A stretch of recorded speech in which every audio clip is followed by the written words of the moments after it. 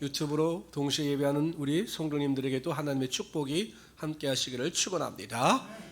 우리 오늘은 신명기 12장을 보도록 하죠. 구약성경 281페이지입니다.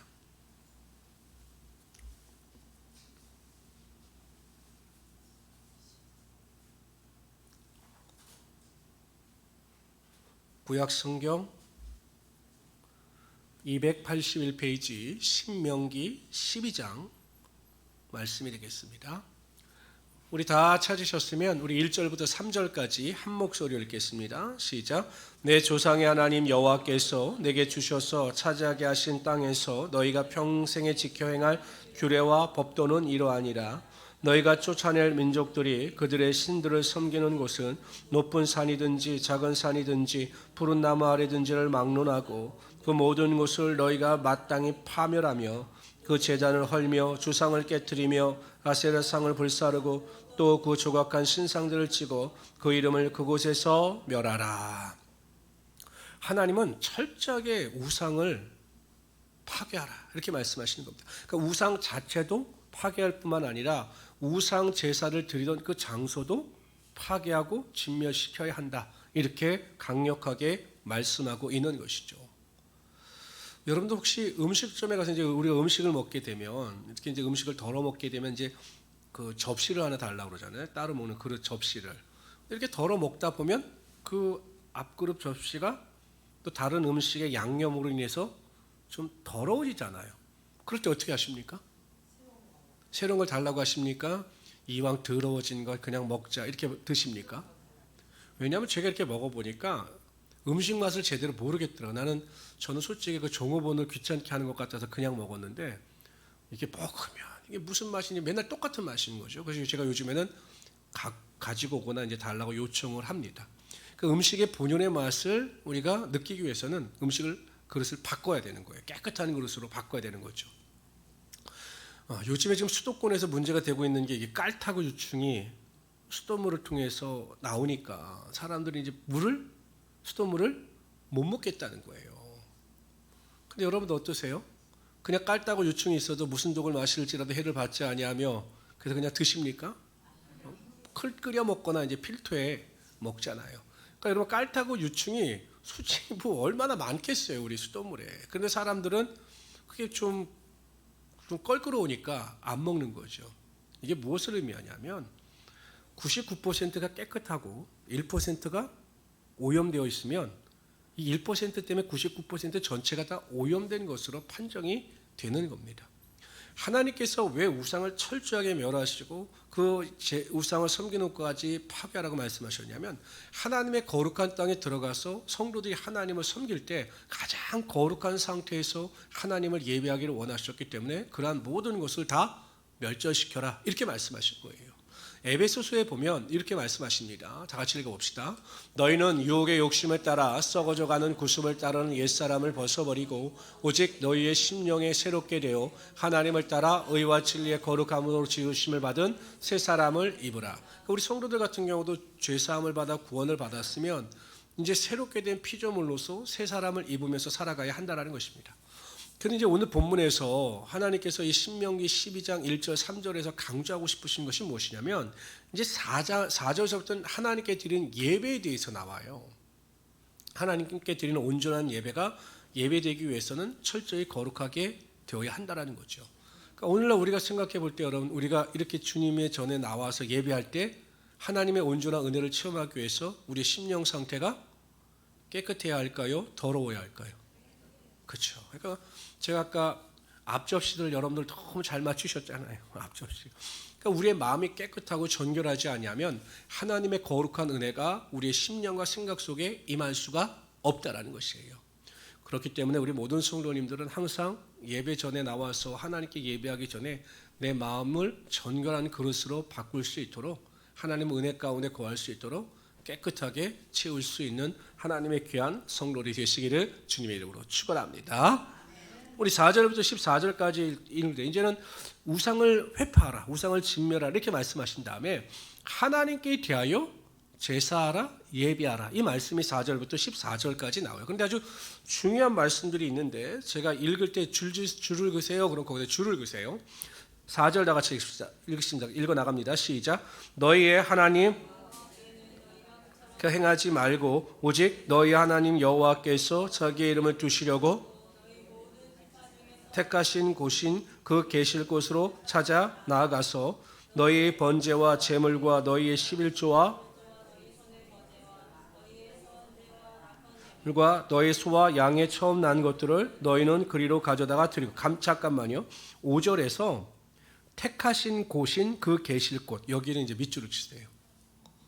5절에 보면 택하신 곳인 그 계실 곳, 거기다 밑줄을 치세요. 쳤죠? 이제 7절 제가 같이 읽읍시다. 시작. 거기 곧 너희 하나님 여호와 앞에서 먹고 너희 하나님 여호와께서 너희 손으로 수고한 일에 복 주심으로 말미암아 너희와 너희 가족이 즐거워할지니라.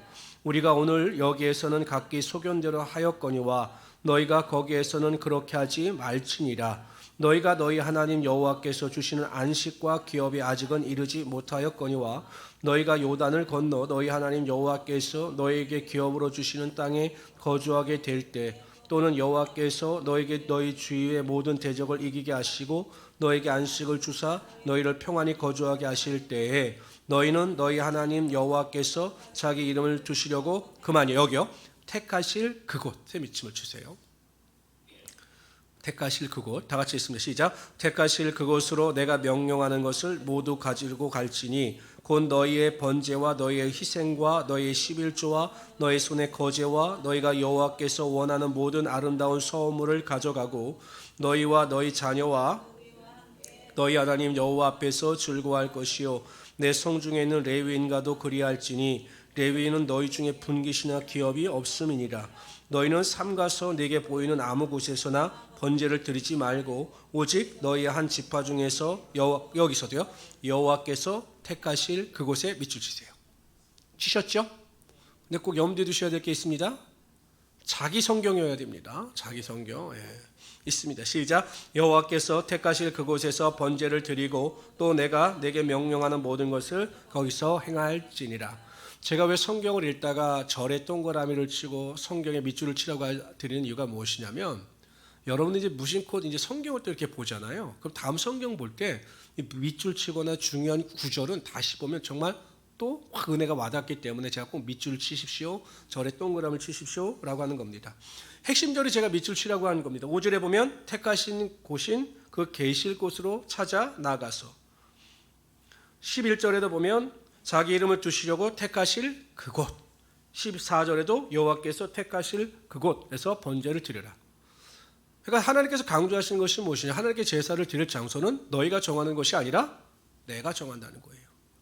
내가 구별하여 세운 곳에서 내가 지시한 대로 제사를 드려야 내가 그 제사를 받아주겠다. 결국 여러분 그 핵심이 어디였냐면 솔로몬 왕 때 세운 솔로몬 성전이 나중에는 하나님께서 구별하여 세운 하나님의 제사의 처소가 된다는 거죠.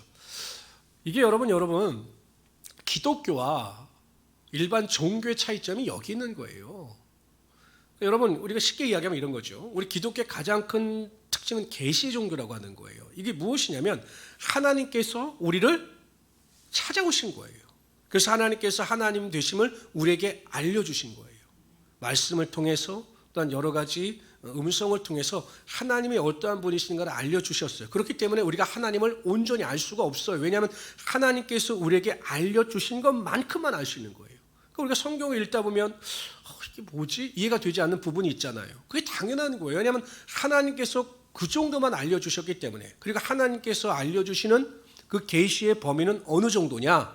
우리가 구원 얻기에 충분할 정보만큼만 하나님께서 우리에게 알려주신 거예요. 이것을 좀 신학적인 용어로 계시 종교라고 합니다. 이게 우리 기독교거든요. 근데 여러분 불교나 유교 같은 경우는 윤리예요, 윤리. 이게 뭐냐? 인간이 신을 찾아가는 거예요. 부처가 뭡니까? 나를 비우면 내가 곧 부처가 된다는 거죠. 이건 계시 종교가 아니라 인간의 수양 종교입니다. 이게 기독교와 일반 종교의 가장 큰 차이점인데, 제사도 보세요. 우리가 마음대로 하나님께 드리고 싶다고 해서 아무 곳에나 하나님께 제사를 드릴 수 있는 것이 아니라 하나님께서 정해주신 곳에서만 하나님께 제사를 드려야 했던 거죠. 여러분 보통 목사님들이 여러분들 그런 이야기 들어보시죠. 절을 세울 때는 승려분들께서 기도하고 절을 세우지 않아요. 딱 보면 야 여기 풍경이 좋다 거기다 절을 세우는 거죠. 그러나 목사님들이 교회를 세울 때는 자신이 생각대로 교회를 세우는 게 아니에요. 지금도 목사님들이 충분히 기도하시고 또 하나님께서 음성을 들려주셔서 인도하시는 곳에 교회를 세우지 않습니까? 이게 차이점이거든요. 그러니까 여러분 항상 그렇잖아요. 우리가 이제 다양하게 우리가 예배를 드리고 다양한 방법으로 드리지만 어찌하든 하나님께 드리는 예배는 구별되어진 곳에서 하나님께서 예비하신 곳에서 예배를 드릴 때 하나님께서 그 예배를 받아주시고 그 예배 가운데 축복의 능력이 임하게 하여 주신다는 거죠. 그러면서 오늘 본문에 보면 하나님께 온전한 예배를 드릴 때 구별되어진 곳에서 제사를 드릴 때 하나님께서 어떠한 축복을 주시는가에 대해서 말씀하고 있어요. 7절 봅시다. 7절 다 같이 읽습니다. 시작. 거기 곧 너희 하나님 먹고 그만이요. 여호와 앞에서 먹어요. 뭘 먹냐면 하나님께 드렸던 제물을 먹을 수가 있는 겁니다. 하나님의 전에 앞에서 하나님께서 주신 그 제물을 먹을 수가 있다는 것입니다. 하나님께서 공급하시는 은혜를 상징적으로 표현하는 거예요. 우리가 하나님께 제사를 드리고 하나님께 온전한 예배를 드리면 하나님께서 제물로 우리를 먹이시듯이 여러분들이 이 자리에 나와서 하나님 앞에 온전히 예배를 드릴 때 하나님의 은혜를 여러분의 삶 가운데 반드시 베푸신다는 것입니다. 그래서 여러분 예배를 드릴 때 하나님께서 병든 자의 병도 고쳐주시고 예배를 드릴 때 낙심한 자에게 예배를 통해서 또한 말씀을 통해서 소망을 주시기도 하는 거죠. 그러니까 지난주에도 어떤 안수 집사님이 이야기하기를 너무 힘이 들었다는 거예요. 문제 때문에. 자기 문제 때문에 너무 힘이 들었는데 목사님께서 주일날 그 설교 말씀을 주실 때 자기의 마음속에 확신으로 다가왔고 그 확신을 가지고 나가서 실천했더니 또 하나님께서 그대로 응답하여 주셨음을 제가 경험했다. 그런 이야기를 저에게 이야기를 했습니다. 이처럼 우리가 온전한 예배자로 하나님 앞에 온전히 예배를 드릴 때 반드시 하나님께서 은혜가 임하게 하여 주셔서 그 예배 가운데 하나님의 축복의 능력이 반드시 나타나게 하여 주시는 것입니다. 그러니까 여러분 예배가 굉장히 중요한 거예요. 예배가 왜냐하면 예배는요 예술로 따지면 종합예술이에요. 종합예술. 그렇잖아요. 우리가 집에서 할 때는 할 수 있는 게 예배하지만 우리 스스로 그냥 기도하고 찬양하는 정도잖아요. 여러분 예배를 보십시오. 나와서 기도하죠. 하나님을 찬양하죠. 하나님의 말씀을 듣죠. 이게 종합적인 거거든요. 신앙의 모든 것이 다 통합되어져 있기 때문에 온전한 예배 가운데 하나님의 온전한 은혜가 임하게 된다는 것입니다. 뿐만 아니라 하나님께서 어떤 축복을 주시냐면 7절 그 뒤부터 다시 한번 읽어봅시다. 시작. 거기 곧 너희 하나님 여호와 앞에 먹고 너희 하나님 여호와께서 너희 손으로 수고한 일에 복 주심으로 말미암아 너희와 너희 가족이 즐거워할지니라. 예배 가운데 하나님의 기쁨의 축복이 임한다라는 거예요. 수고한 대로 하나님의 복이 예배를 통해서 임하게 하여 주신다라는 거죠. 12절도 읽어봅시다. 12절 읽습니다. 시작. 너희와 너희 자녀와 노비와 함께 너희 하나님 여호와 앞에서 즐거워할 것이요 내 성중에 있는 레위인과도 그리할지니 레위인은 너희 중에 분깃이나 기업이 없음이니라.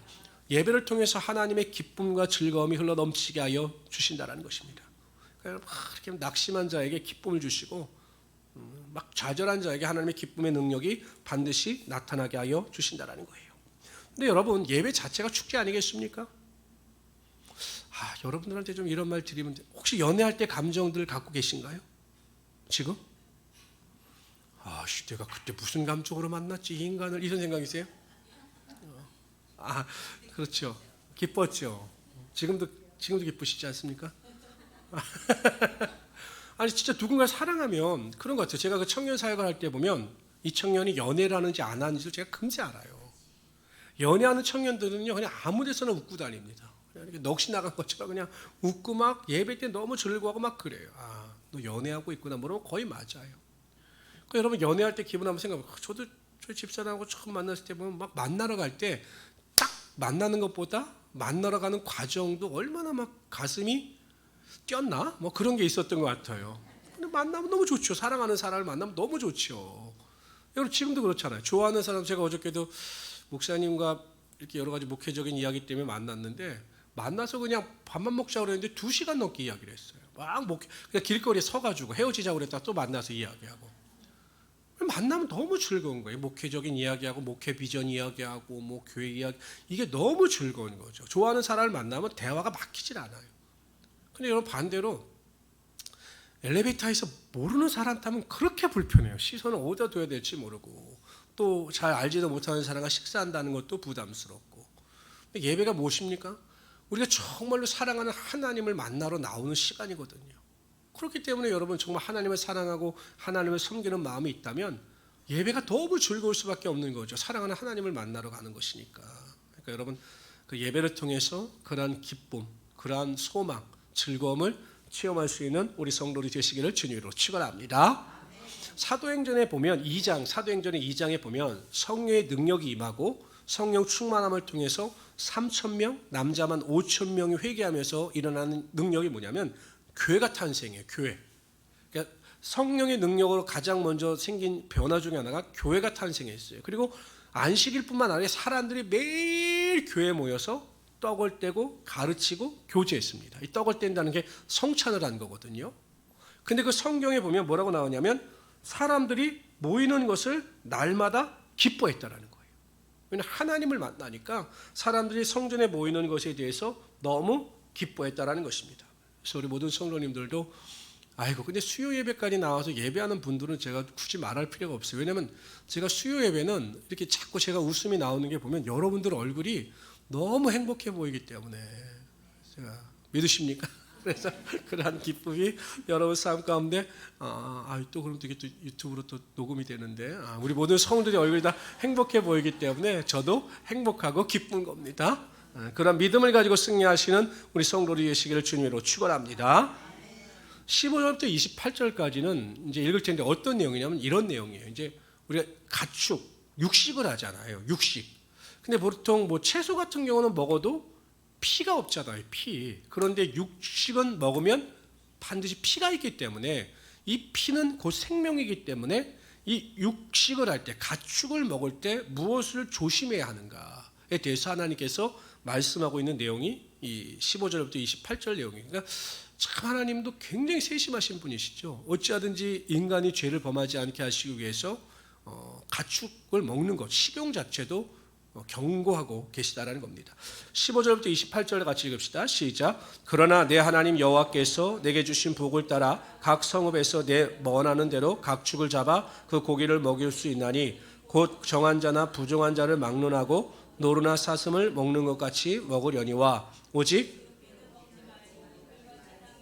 것이며 너는 곡식과 포도주와 기름의 11조와 내 소와 양의 처음 난 것과 내 소원을 갚는 예물과 내 낙헌 제물과 내 손의 거제물은 여기까지 제가 잠깐 설명을 드리면 일반적인 고기를 먹을 때는 각성해서 먹어도 되는 거예요. 피만 먹지 말고.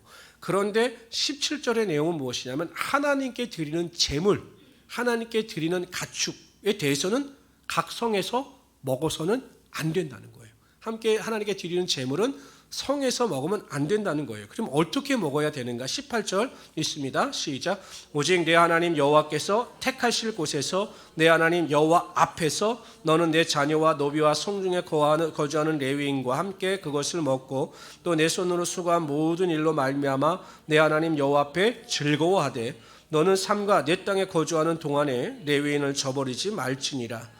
내 하나님 여호와께서 내게 허락하신 대로 내 지경을 넓히신 후에 내 마음의 고기를 먹고자 하여 이르기를 내가 고기를 먹으리라 하면 내가 언제나 마음에 원하는 만큼 고기를 먹을 수 있으리니 만일 내 하나님 여호와께서 자기 이름을 두시려고 택하신 곳이 내게서 멀거든 내게 명령한 대로 너는 여호와께서 주신 소와 양을 잡아 내 각 성에서 내 마음에 원하는 모든 것을 먹되 정한 자나 부정한 자를 막론하고 노루나 사슴을 먹는 것과 같이 먹을 수 있거니와 다만 크게 삼가라.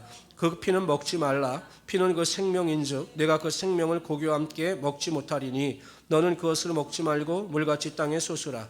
너는 피를 먹지 말라. 내가 이같이 여호와께서 의롭게 여기시는 일을 행하면 너와 내 후손이 복을 누리려니와 오직 내 생물과 소원물을 여호와께서 택하신 곳으로 가지고 가라. 내가 번제를 드릴 때에는 그 고기와 피를 내 하나님 여호와의 제단에 드릴 것이요 내 제물의 피는 내 하나님 여호와의 제단 위에 붓고 그 고기는 먹을지니라. 내가 내게 명령하는 이 모든 말을 너는 듣고 지키라. 내 하나님 여호와의 목전에 선과 악을 행하면 너와 내 후손에게 영구히 복이 있으리라. 가축을 먹을 때 규례인데 세 가지 정도가 이제 규례로 정해져 있습니다. 첫 번째는 뭐냐면 피를 먹지 말라라는 겁니다. 왜? 피는 생명이기 때문에. 근데 여러분 구약 시대의 구약 선민들에게 야 피를 먹지 마. 피는 생명이야. 아마 구약 사람들은 이해하지 못했을 거예요. 근데 우리는 이해가 됐죠. 피는 생명이에요. 왜 여러분 피를 많이 흘리면 과다 출혈로 죽지요. 사람들이 가끔 다른 사람들에게 이렇게 이야기합니다. 나를 물로 보지 마요. 나를 물로 보고 있어. 이렇게 이야기하지 않아요? 나를 물로 보지 마. 그거 틀린 말이에요. 우린 물이에요. 왜냐하면 여러분 육체 70%가 물이에요. 우리 신체. 그 70% 대부분을 차지하는 것이 피예요. 피. 그러니까 피에는 생명이 있죠. 그리고 여러분 요즘에 보면 피 검사하면 건강 상태 다 나옵니다.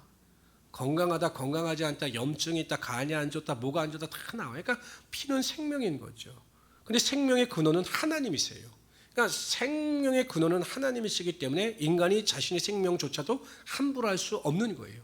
그래서 이스라엘 백성들이 피를 먹지 않고 피를 버리면서 항상 그들이 고백하고 믿어야 됐던 것은 생명의 근원은 하나님이시다라는 것을 그들이 믿어야 했던 겁니다. 또 한편으로는 뭐냐면 이게 이제 구약이지만 신약으로 넘어가면 이 피는 속전이었어. 속전. 히브리서 9장 22절에 보면 이렇게 말씀하십니다. 시작. 율법을 따라 거의 모든 물건이 피로서 정결하게 되나니 피 흘림이 없이는 죄사함이 없느니라.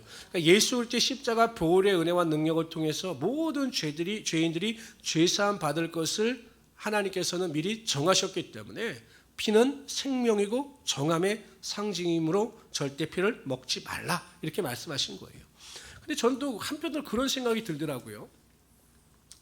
피가 의학적으로도 안 좋아요.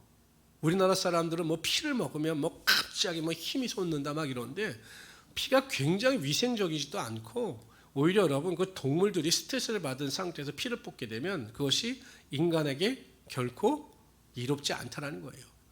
요즘에 여러분 먹을 게 얼마나 많습니까? 그런데 뭐 굳이 피를 우리가 음용할 필요는 없는 거죠. 어쨌든 가축을 먹을 때는 뭐라고요? 피를 그래서 제가 이 설교를 했더니 옛날에 어떤 청년이 그러다. 목사님 참 고민입니다. 왜 뭐가 고민이야? 이게 소고기를 먹을 때 이게 피가 육즙인데. 그래서 저는 레어로 먹는데 어떻게 합니까? 그 정도는 하나님께서 봐주시지 않겠냐. 그리고 지금 신약 시대이기 때문에 너무 얽매이지 말아라라고 이야기를 했는데 어쨌든 피는 생명이고 생명의 근원은 하나님이시다라는 것을 결코 잊지 말아야 한다라는 것이에요.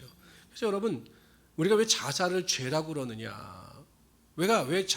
내 생명도 내 것이 아니기 때문에 그런 거예요. 그래서 우리가 자살을 하는 행위 자체가 하나님께서 생명의 근원이 되심을 부인하는 것이기 때문에 우리가 자살을 죄다 이렇게 이야기하는 거죠.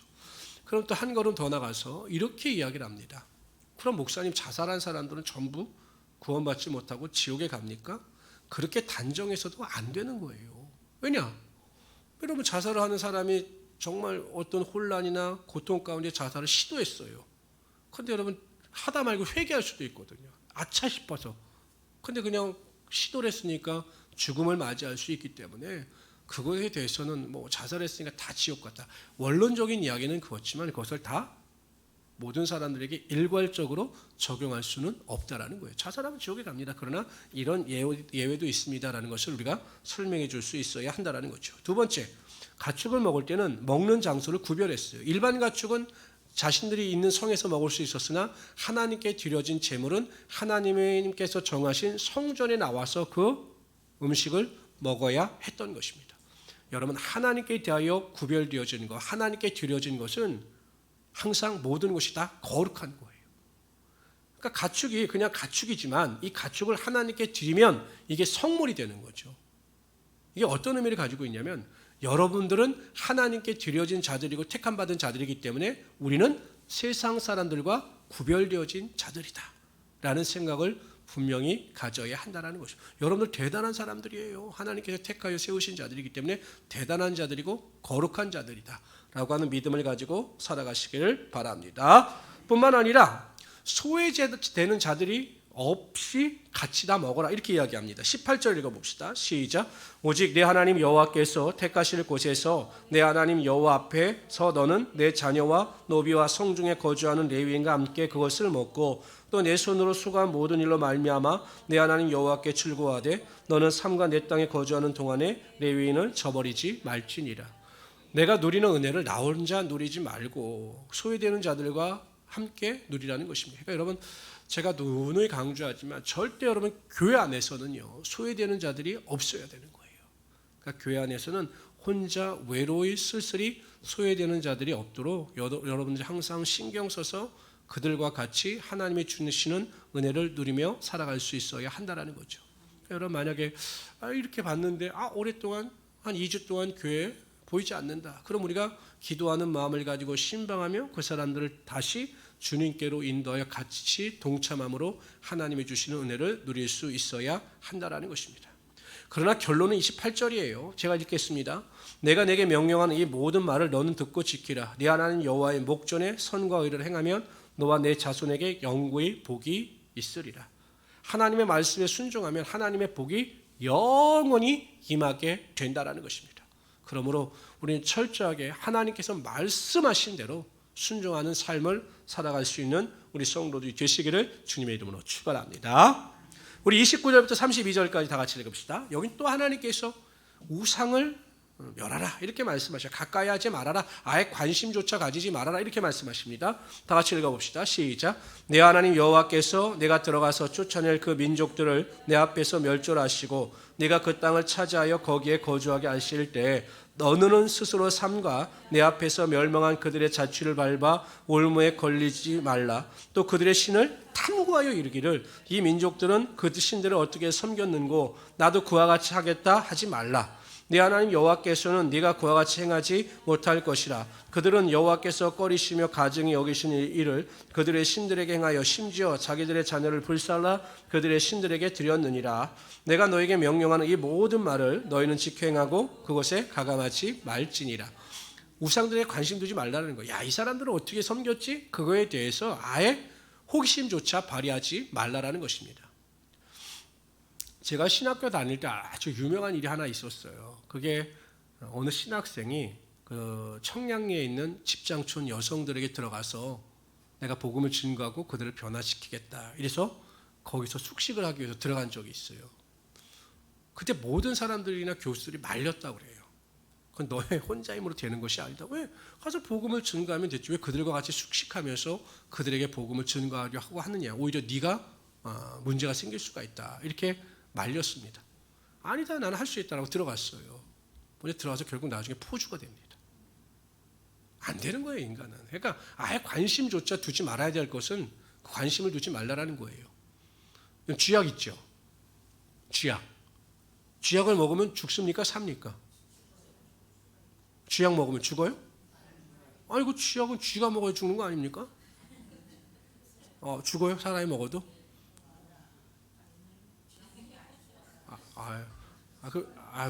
의견이 각각인데 죽는다고 가정을 합시다. 쥐약을 먹으면 죽어요. 근데 어떤 사람이 쥐약을 먹으면 죽는지 안 죽는지 난 내가 시험하지 않으면 난 못 믿겠다. 쥐약을 먹었어요. 어떻게 될까요? 죽어요. 똑똑한 사람입니까? 바보입니까? 바보예요. 하나님께서 금하신 우상에 대해서는 아예 관심조차 끄라는 거예요. 왜냐하면 너희가 관심을 가지면 분명히 타락하고 죄악 가운데 거할 수밖에 없으니 이 우상은 접근조차 하지 말아라. 이걸 경고하고 계신데 혹 관심을 가지고 갔다가 문제가 생길 수도 있다는 거죠. 근데 여러분 나중에 보면 이스라엘 백성들이 완전 우상에 빠져서 살지요. 얼마나 깊이 빠졌는가 하면 하나님께서 아무리 말을 하고 경고하셔도 우상에서 돌이키지 못하는 것입니다. 제가 예전에 고등부 때 이제 장로교에서 수련회를 갔습니다. 저기 한탄강 남한강 쪽으로. 근데 저는 이제 허리밖에 안 차는 곳에서 이제 자유 시간에 이제 견지 낚시를 하고 있었어요. 근데 상류 쪽이라 굉장히 물살이 빠르더라고요. 그래도 이렇게 앉아서 서서 견지 낚시를 하고 있는데 다른 교회에서 온 학생 둘이 저 앞에서 막 수영을 하고 있는 거예요. 그래서 나오라고 그랬어요. 왜냐하면 조금 더 내려가면 거기는 우리 발이 안 닿기 때문에 위험하니까 나오라고. 근데 뭐 좋다고 여기 괜찮다고 안전하다고 안 나오는 거예요. 저는 아무 생각 없이 견지 낚시를 하고 쭉 보니까 사람 빠졌다고 막 난리가 나요. 그 둘이 그냥 휩쓸려 갖고 내려가 가지고 다 익사했어요. 시체도 못 찾았어요, 나중에. 그 교회가 아주 난리가 났었어요. 그러니까 여러분, 내가 어느 정도 깊이까지는 내 힘으로 내 몸을 조절할 수 있죠, 물살에서. 그런데 한계 상황을 넘어가면 내 스스로 내 몸을 물속에서 자유롭게 움직이지 못하는 거예요. 신앙도 마찬가지입니다. 내가 제어할 수 있는 한계가 있어요. 예배든 말씀이든 제어할 수 있는 한계가 있는데 그 한계를 뛰어넘어가면 그때는 이게 어떻게 주체를 못하는 거죠. 우상에 대한 것도 마찬가지예요. 에이 설마 내가 우상에게 넘어가겠어? 라고 생각하다가 한계를 뛰어나가게 되면 내 의지 밖의 일이 돼서 도저히 그것을 절제할 수가 없게 된다는 거예요. 그러니까 성경의 가장 정답이에요. 악은 그 모양이라도 버리라는 거예요. 가까이 하지 말라라는 것입니다. 그런 성도들이 되시기를 주님의 이름으로 축원합니다. 13장 봅시다. 13장 1절부터 5절까지 읽는데 여기는 하나님께서 우상을 조심하는 게 아니라 거짓 선지자나 꿈꾸는 자나 예언하는 자를 조심하라 이렇게 말씀. 그들 아예 죽여버리라고 말씀하셔요. 우리 1절부터 5절까지 읽읍시다. 시작. 너희 중에 선지자나 꿈꾸는 자가 일어나서 이적과 기사를 내게 보이고 그가 내게 말한 그 이적과 기사가 이루어지고 너희가 알지 못하던 다른 신들을 우리가 따라 섬기자고 말할지라도 너는 그 선지자나 꿈꾸는 자의 말을 청종하지 말라. 이는 너희 하나님 여호와께서 너희가 마음을 다하고 뜻을 다하여 너희 하나님 여호와를 사랑하는 여부를 알려하사 너희를 시험하심이니라. 너희는 너희 하나님 여호와를 따르며 그를 경외하며 그의 명령들을 지키며 그의 목소리를 청종하며 그를 섬기며 그를 의지하며 그런 선지자나 꿈꾸는 자는 죽이라. 이는 그가 너희에게 너희를 애굽 땅에서 인도하여 내시며 종되었던 집에서 성령하는 너희 하나님 여호와를 배반하게 하려 하며 너희 하나님 여호와께서 너희에게 행하라 명령하신 도에서 너를 꿰어내려고 말하였습니다. 너는 이같이 하여 거짓 선지자나 환상을 보는 자들을 조심하라는 거예요. 하나님의 말씀과 전혀 상관없는 환상을 보고 예언을 하는 자들을 조심하라 이런 거죠. 그들이 아무리 놀라운 기적과 능력을 행할지라도 그들을 믿지 말라라는 것이에요. 마태복음에 보면 예수님께서 마지막 때에 나타날 징조 현상이 무엇인가에 대해서 이렇게 말씀하셨습니다. 다 같이 읽어봅시다.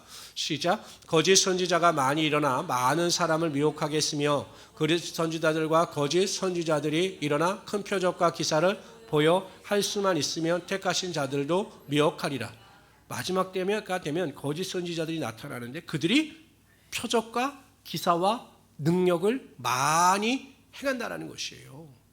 그러니까 사람들은 그들이 예수님의 이름, 하나님의 이름으로 포장하여 표적과 기사와 능력을 행하는 것을 보고 마치 여호와의 사자, 하나님께 세우신 종이라고 착각하지만 그들은 거짓 선지자일 수가 있다는 거죠. 여러분 이단들이 홍보하는 거 보면 이단들도 여러분 아프리카나 이런 데 가서 막 기적 행하는 것 영상을 보여줘요. 왜 못합니까? 마귀도 기적과 능력을 행하는데요. 그래서 우리가 거짓 선지자, 참 선지자를 어떻게 구별할 수 있냐면 그들의 삶의 열매를 보고 판단할 수 있어야 한다는 것입니다. 목회자 같은 경우도 그분의 인품, 인격, 목회에 대한 방향성을 보고 판단해야 된다는 것. 제가 보면 부흥사들 중에요. 막 성도들 앞에서 막 반말 짓거리하고 부흥회한다고 하면 막 반말 짓거리하고 막 그 육두문자 써가면서 뭐 이 자식 저 자식 막 하고 막 이러고 막 이런 사람들 제가 보기엔 정말 하나님의 거룩한 종이 아니에요. 근데 뭐 사람들은 그에 관심 없어요. 그냥 기적행하고 능력행하니까 또 교회가 부흥하니까 하나님의 위대한 종이다라고 생각하는데 결코 그렇지 않다라는 것이에요. 이렇게 봉투 보고 예언을 합니다. 근데 그 교회가 부흥을 해요. 어디 여러분 봉투 보고 예언하는 게 성경에 어디 나와 있습니까? 성도들이 미혹되는 거죠. 근데 마지막 때는 그런 현상이 많이 나타난다는 것이에요. 그럴 때 여러분 그분이 기적과 능력을 행한다라고 해서 그분을 추종하고 인정할 것이 아니라 정말 그분의 삶의 열매를 잘 봐야 한다는 것이에요. 목사가 탈세하고 목사가 막 거짓말하고 이 열매를 보면 알 수 있는 건 아니겠습니까? 그러니까 여러분 항상 보이는 기적과 능력이 아니라 성경에 나왔으니까 그분의 열매, 삶의 성품, 인격 이런 것을 잘 살펴볼 수 있어야 한다는 것입니다. 그리고 여러분 메시지가 굉장히 중요해요. 제가 요즘 유튜브 같은 거 보면요. 말장난을 하는 분들이 너무 많아요. 유명한 목사들 중에서도요. 아주 말장난을 하는 분들이 굉장히 많아요. 그럴듯한 말을 합니다. 사람들이 듣기 좋은 말을 합니다. 그런데 그것이 복음이 아니고 하나님의 말씀이 아닌 경우가 너무나 많아요. 아니 뭐 유튜브 보면은 뭐 기독교를 강조한 목사가라고 목사가 설교를 하는데 천국과 지옥은 없다라는 거예요. 천국과 지옥은 실제하지 않는다라는 겁니다. 근데 여러분 많은 기독교인들이 은혜 받았다고 해요. 저는 그 자칭 기독교라고 하고 은혜 받았다는 사람들도 구원받은 자들이 아니에요. 아니 성경이 여러분 천국과 지옥을 실제한다. 하나님의 나라에 대해서 설명할 때는 여러분 이게 참 다양하게 우리가 신학적으로 해석을 해야 돼요. 하나님의 나라는 이 땅에서도 이루어지는 거죠. 왜냐하면 하나님께서 예수님께서 내가 귀신을 쫓아내는 것이면 하나님의 나라가 임했다. 우리 마음속에도 하나님의 나라가 임하는 거죠. 이런 하나님의 나라도 있는 거지만 천국 또한 지옥에 실제하는 하나님의 나라도 있는 것. 이걸 잘 이해 못하고 그냥 듣기 좋으면 그것이 진리인 것처럼 받아들이는 엉뚱한 자들이 많아요. 그렇기 때문에 우리가 정신을 똑바로 차려야 한다는 것입니다. 그런데 성경에 보면 분명히 예수님께서 요한복음 10장에 보면 비유를 통해서 양들, 그러니까 예수님께서 목자가 되시고 택하신 양들은 분명히 예수님의 음성을 듣고 예수님을 쫓아가게 되어 있다 이렇게 말씀하셔요. 10장에 보면 이렇게 말씀하십니다. 다 같이 읽어봅시다. 시작. 문으로 들어가는 자는 양의 목자라. 문지기는 그를 위하여 문을 열고 양은 그의 음성을 듣나니 그가 자기 양의 이름을 각각 불러 인도하여 내느니라. 자기 양을 다 내어놓은 후에 앞서가면 양들이 그의 음성을 아는 고로 따라오되 타인의 음성은 알지 못하는 고로 타인을 따르지 아니하고 도리어 도망하느니라. 그러니까 여러분 세상에 아무리 기적도 행하고 표적도 행하고 능력도 행해도 이단으로 넘어가지 않아요. 왜냐하면 하나님께서 택하신 하나님의 양은 목자의 음성을 아는 거죠. 하나님의 음성을 아는 겁니다. 그래서 하나님의 음성을 쫓아 살아가게 되어 있어요. 그것이 좁은 길, 좁은 문, 십자가의 길이라 할지라도 그 길을 걸어가게 되어 있는 것이 하나님께서 택하신 양들의 특징이라는 것입니다. 이제 중요한 게 있겠죠. 양이 목자의 음성을 구별해내기 위해서는요. 오늘 본문에도 나오는데요. 4절 읽어봅시다. 4절 시작. 너희는 너희 하나님 여호와를 따르며 그를 경외하며 그의 명령을 지키며 그의 목소리를 청종하며 그를 섬기며 그를 의지하며 그런 선지자나 꿈꾸는 자는 죽이라. 이게 뭐냐면 하나님께만 집중하라는 거예요. 하나님께만 집중하면 하나님의 음성을 분명히 들을 수 있다는 거죠. 당연하죠, 여러분. 저는 아이 엄마들이 대단한 게 뭐냐면 저 멀리 있다가도요. 아기가 울면 자기 아이가 우는 줄 알고 뛰어오더라고요. 내가 들어보면 그 아이가 그 아이인데 엄마는 아는 거예요. 아이의 울음소리를. 왜? 너무 내가 가까이 그 아이를 품고 젖을 먹이고 내가 그를 양육했기 때문에 내 아이의 목소리를 아는 거죠. 친밀하기 때문에. 우리가 기도를 통해서 예배를 통해서 말씀을 통해서 하나님과 친밀하면 하나님께서 들려주시는 하나님의 음성을 분명히 분별할 수 있게 되는 것이에요. 하나님의 음성을 들어요. 그래서 그 말씀에 순종할 수 있게 되는 것입니다. 그러한 친밀한 관계를 유지할 수 있도록 최선을 다하시는 우리 귀한 성도들이 되시기를 주님의 이름으로 축원합니다. 제가 여러분 목사예요.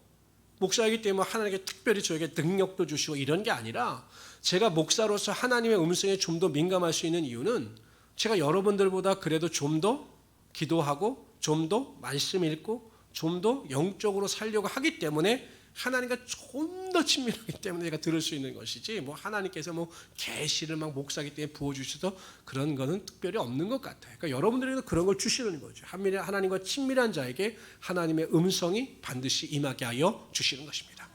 우리 6절부터 11절까지는 어떤 내용이냐면 좀 끔찍해요. 가족들 중에서 누군가가 나를 미혹하여 나를 우상에게 이끌려고 하면 어떻게 알아? 어떻게 알아? 그렇죠. 돌로 쳐 죽이라 이런 말입니다. 야, 이건 참 대단하십니다. 6절부터 11절까지 다 같이 읽읍시다. 시작. 내 어머니의 아들 곧 내 형제나 내 자녀나 내 품의 아내나 너의 생명을 함께하는 친구가 가만히 너를 꿰어 이르기를 너와 내 조상들이 앞지 못하던 다른 신들 곧 내 사방을 둘러싸고 있는 민족 혹 내게서 가깝든지 내게서 멀든지 땅 이 끝에서 저 끝에 있는 민족의 신들을 우리가 앞서 섬기자 할지라도 너는 그를 따르지 말며 듣지 말며 궁일이 여기지 말며 애석히 여기지 말며 덮어 숨기지 말고 너는 용서 없이 그를 죽일 때 내가 먼저 그에게 손을 대고 후에 뭇 백성이 손을 대라. 그는 애굽 땅 종 되었던 집에서 너를 인도하여 내신 네 하나님 여호와에게서 너를 꿰어 떠나게 하려 한 자이니 너는 돌로 쳐 죽이라. 그리하면 온 이스라엘이 듣고 두려워하여 이같이 악을 다시는 너희 중에 행하지 못하리라.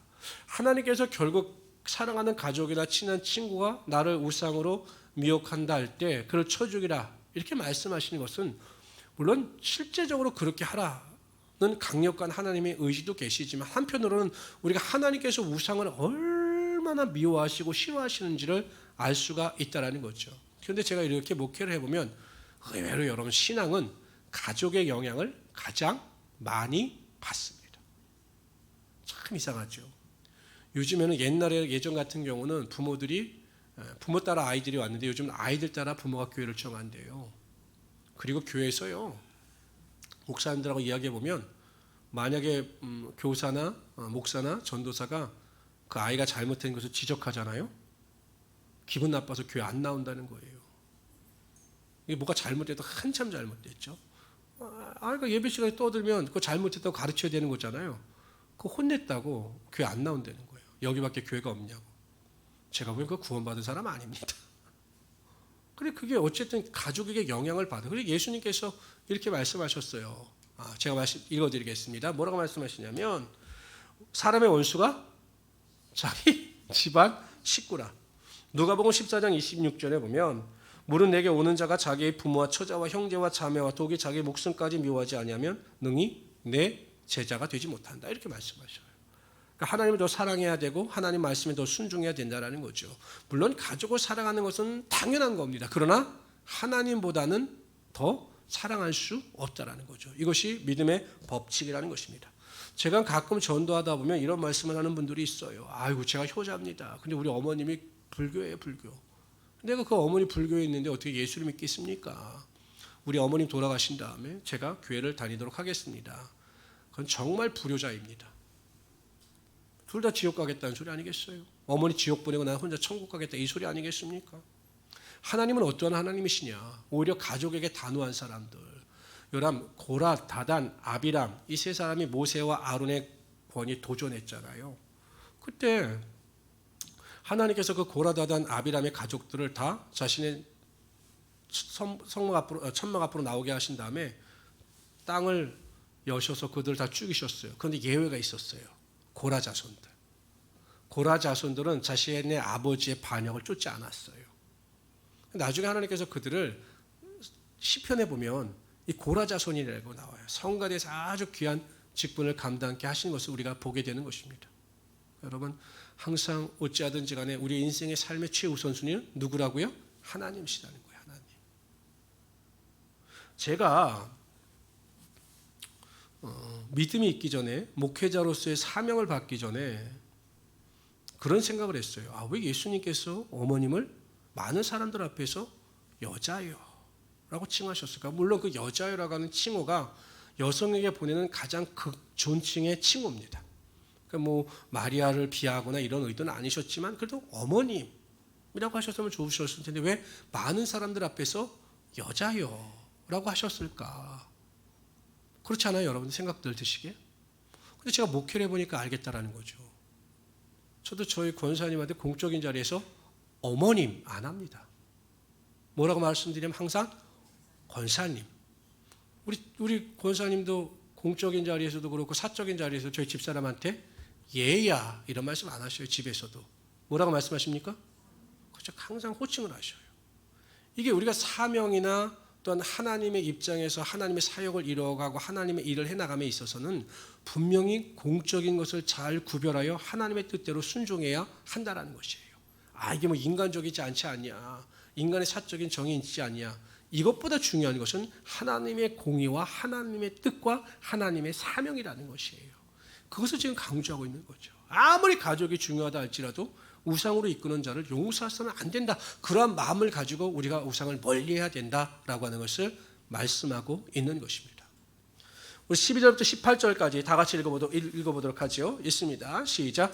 내 하나님 여호와께서 내게 주어 거주하게 하시는 한 성읍에 대하여 내게 소문. 이제 성읍에 대한 이 한 성읍 자체가 우상에 빠졌을 때 어떻게 해야 되는가? 시작. 너희 가운데서 어떤 불량배가 일어나서 그 성읍 주민을 유혹하여 이르기를 너희가 알지 못하던 다른 신들을 우리가 가서 섬기자 한다 하거든 너는 자세히 묻고 살펴보아서 이런 가증한 일이 너희 가운데 있다는 것이 확실한 사실로 드러나면 너는 마땅히 그 성읍 주민을 칼날로 죽이고 그 성읍과 그 가운데 거주하는 모든 것과 그 가축을 칼날로 진멸하고 또 그 속에서 빼앗아 차지한 물건을 다 거리에 모아놓고 그 성읍과 그 탈취물 전부를 불살라 내 하나님 여호와께 드릴지니 그 성읍은 영구히 폐허가 되어 다시는 건축되지 아니할 것이라. 너는 이 진멸한 물건을 조금도 내 손에 대지 말라. 그리하면 여호와께서 그의 진노를 그치시고 너를 긍휼히 여기시고 자비를 도와사 내 조상들에게 맹세하신 같이 너를 번성하게 하실 것이라. 내가 만일 네 하나님 여호와의 말씀을 듣고 오늘 내가 네게 명령하는 그 모든 명령을 지켜 전에서 정직하게 하면 이같이 행하리라. 핵심은 여러분 성읍 자체도 벌을 하나님께서 그 맛이 우상을 다 진멸시켜 버리시라는 거예요. 그만큼 하나님은 우상 숭배를 싫어하시는 거죠. 그러면서 모세에게 명령하시기를 그 성읍을 멸할 때 그들의 재물에 대하여 탐을 내지 말라라는 것입니다. 그것도 다 불태워 없애라는 것이죠. 그러니까 여러분 우리가 세상을 살아갈 때 뭐 재물이나 이 세상 것에 마음을 빼앗기지 아니하고 하나님 말씀에 순종하면 하나님께서 우리가 원하고 바라는 모든 것을 다 채워주신다는 것이죠. 핵심은 이겁니다. 너희는 먼저 그의 나라와 그의 의를 구하라. 그래야 이 모든 것, 먹을 것, 마실 것, 입을 것을 다 채워주실 것이라. 우리가 할 수 있는 것이 20이라고 한다면 하나님께서 할 수 있는 것은 무한하신 거예요. 하나님께서 우리 인생 가운데 일하시게끔 우리가 하나님 말씀에 순종하면 우리가 구하는 것이나 생각하는 것보다 놀라운 하나님의 축복의 능력이 반드시 여러분 삶 가운데 임하게 되는 것이죠. 우리가 우리 스스로의 능력을 제한하기 때문에 하나님의 능력이 임하지 않는 겁니다. 하나님 말씀에 순종하기만 하면 하나님께서 반드시 여러분의 삶에 하나님의 축복의 능력이 임하게 하여 주실 것입니다. 이런 믿음을 가지고 승리하신 우리 성도 되시기를 주님의 이름으로 축원합니다. 기도합시다. 하나님 감사합니다. 오늘도 주님 앞에 나와 예배하며 우리가 하나님께서 얼마나 우상을 미워하시는지를 알았습니다. 또한 거짓 선지자나 환상을 꿈꾸는 자들을 하나님께서 미워하시는지 알았습니다. 우리가 하나님의 말씀 안에 거하게 하여 주시고 하나님의 말씀에 순종하게 하여 주시고 하나님의 뜻대로 살아가게 하여 주시옵소서. 오직 하나님만이 나의 삶의 전부가 되십니다. 이러한 고백을 가지고 넉넉히 승리하는 자들이 되게 하여 주시옵소서. 또한 우리가 하나님 찬양하고 믿음으로 기도할 때마다 기도의 문이 열리게 하여 주시고 우리의 마음이 온전하게 하시며 평강의 능력이 임하게 하여 주시옵소서. 감사하며 예수님의 이름으로 기도드리옵나이다. 아멘.